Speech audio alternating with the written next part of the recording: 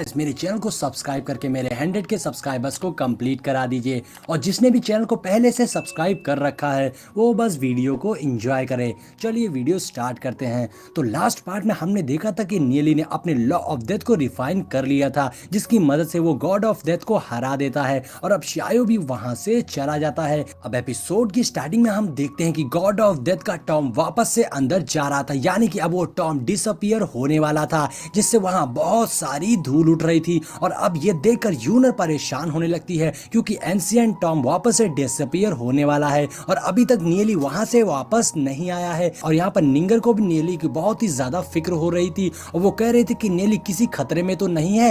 तभी वो दोनों देखती हैं कि उस फॉग में से नियली बाहर आ रहा था। अब नियली को सेफ देखकर यूनर और निंगर को बहुत सुकून मिलता है। अब वो दोनों नियली को देखकर बहुत ही खुश हो गई थी और फिर नियली के पास आती हैं, लेकिन उन्हें नियली के साथ शायू नहीं दिखता है। अब यूनर शायू के बारे में पूछती है, जिस पर नियली कहता है शायू शायद तुम दोनों को देखकर थोड़ा सा शर्मिंदा हो गया था, इसलिए वो पहले ही चला गया। खैर चलो हम लोग पहले अपने बाकी साथियों को ढूंढते हैं। अब ये बोलकर नियली आगे जाने लगता है तो यूनर नियली से पूछती है, नियली अभी अभी हमने एक बहुत ही स्ट्रांग फोर्स को महसूस किया है जो अचानक से हमारी सी सोल में आ गई थी। क्या नियली तुमने एडवांस लेवल पर ब्रेक थ्रो कर लिया है? दरअसल नियली, यूनर, निंगर और उसके बाकी साथी सभी की सोल आपस में जुड़ी हुई है, इसलिए उन्हें यह सब महसूस हो रहा था। अब नियली यूनर को बताता है कि ऐसा इसलिए हुआ है क्योंकि इसने एक और पावर ऑफ लॉ को रिफाइन कर लिया है, इसलिए उन्हें डरने की जरूरत नहीं है ऐसी लेजेंडरी पावर्स से। कि तभी वहां गॉडेस भी आ जाती हैं, जो आते साथ ही नियली के कंधे पर बैठ गई थी। जहां नियली गॉडेस से पूछता है कि वो कहां गई थी, जिस पर गॉडेस बताती है कि 9 डेडली प्लेस पहले बैटलफील्ड था डीमन क्लैंस और ह्यूमन क्लैंस के बीच का, जिसकी वजह से यहाँ मेरे बहुत साथी मारे गए थे और उनकी बोन्स यहाँ पर पड़ी थी, जिनकी खुशबू को महसूस करके मैंने उन सभी बोन्स को ढूंढकर दफना दिया। आगे गॉडेस बताती हैं कि उन्हें वहाँ एक और चीज मिली जो कि एक मिरर है। अब गॉडेस उस मिरर को सबको दिखाती हैं, जिसे देखकर नीली काफी हैरान हो गया था। नीली कहता है मुझे यकीन नहीं हो रहा है इसे देखकर। अब ये देखकर गॉडेस को भी समझ में आ जाता कि नीली पहले से इस मिरर के बारे में जानता है। गॉडेस बताती हैं कि ये सोल मिरर है, ये मरे हुए लोगों की सोल को सक करता है और वो उन सोलों को कई सालों तक रख सकता है। मुझे इस मिरर का कोई यूज नहीं है, इसलिए तुम इस मिरर को रख सकते हो। इसलिए ऐसा बोलकर गॉडेस वो मिरर नीली को दे देती हैं। अब नीली सोचता है कि इस मिरर का और भी बेहतर यूज किया जा सकता है, लेकिन अभी हमें इंतजार करना पड़ेगा जब तक हम हेवनली फेट रियल्म तक ना पहुंच जाएं। जिसके बाद नीली एक बड़े से एग को बाहर निकालता है जो कि उसने शायू से पाया था और वो उसे निंगर को दे देता है।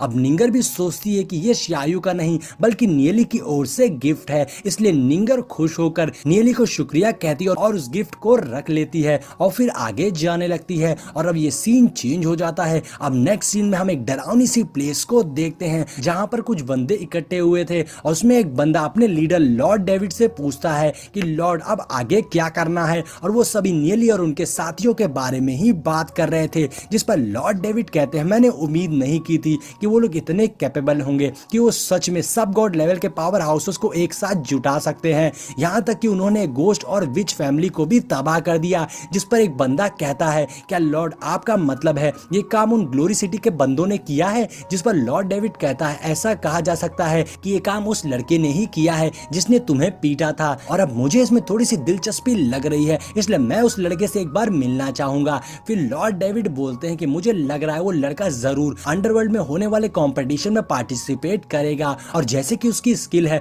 उसके जीतने के चांसेस भी बहुत ज्यादा हैं। वो अब ये बात सुनकर वो बंदा लॉर्ड डेविड से पूछता है इसका क्या मतलब हुआ कि आप भी उस सिलेक्शन में हिस्सा लेने जा रहे हैं? जिस पर लॉर्ड डेविड बोलता है हाँ, क्योंकि उस लड़के जैसी बॉडी बहुत ही ज्यादा रेयर है जो कि 10 सालों में किसी एक की ही देखने को मिलती है, और अगर अंडरवर्ल्ड के कंट्रोलर को कुछ अच्छी चीज की पहचान होगी तो मुझे भरोसा है कि वो मुझे भी अपने डिसिपल के रूप में एक्सेप्ट करेंगे। मुझे भी देखना है कि क्या वो लड़का अपनी बॉडी के साथ मेरी सुप्रीम बॉडी को पार कर सकता है या फिर नहीं। अब उसके बाद लॉर्ड वहां से जाने लगता है और साथ ही अपने बंदों से बोलता है कि जब तक मैं वापस ना आ जाऊं तुम सभी उस लड़के पर बस नजर बनाए रखना और कुछ भी मत करना। जिस पे वो सभी बंदे मान जाते हैं और वो कहते हैं कि हम आपके वापस आने का वेट करेंगे। और फिर हम देखते हैं कि वंदा लावे के अंदर जाते हुए बोल रहा था कि अब टाइम आ गया दोबारा से पुनर्जन्म लेने का, और साथ ही उसे जानना था कि आखिर नियली किस तरीके का लड़का है, उसमें कैसी पावर्स है, और अब उसे बस इंतजार इंतजार था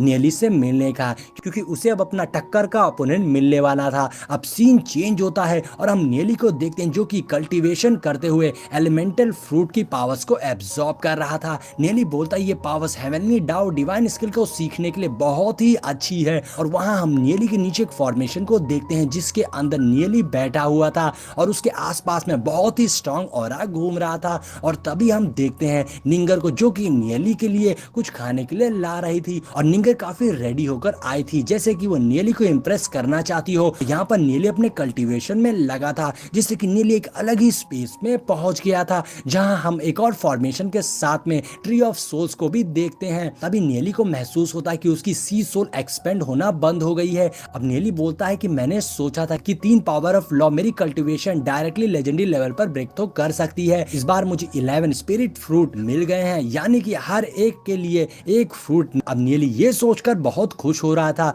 अब नेली उस एग को बाहर निकालता है जो कि नेली काफी समय से संभाल कर रख रहा था। अब नेली उस एग को बाहर निकालता है जो कि नेली ने काफी समय से संभाल कर रखा था। अब नेली उस एग को देखकर कहता है ये एग जितना फूटेगा उतना ही ज्यादा पावर ऑफ लॉ ये एब्जॉर्ब कर पाएगा। तभी नेली को किसी के पैरों की आवाज आती है तो नेली उस एग को अंदर रख लेता है और बाहर को जाता है और देखता है कि कौन है। अब नेली चूहे के जैसे टेंट से बाहर मुंह निकाल कर देख रहा था तो उसके सामने निंगर आ जाती है। अब नेली कहता है निंगर। अब अचानक से नेली को देखकर निंगर चौंक जाती है और वो अपने सूप को जो कि वो नेली के लिए लाई थी उसे हवा में उछाल देती है जिससे वो सूप निंगर के ही कपड़ों पर गिर जाता है। लेकिन बाउल और बाकी सामान नेली कैच कर लेता है। अब वो निंगर से पूछता है कि तुम ठीक तो हो, क्योंकि तुम्हारा फेस कुछ रेड हो गया है। तो निंगर शर्माते हुए कहती है कुछ नहीं, मैं ठीक हूँ। अब नेली निंगर को कहता है कि सूप गिरने से तुम्हारे कपड़े खराब हो गए हैं, जाकर कपड़े चेंज कर लो। तो निंगर हड़बड़ाते हुए वहां से वापस भागते हुए जाने लगती है।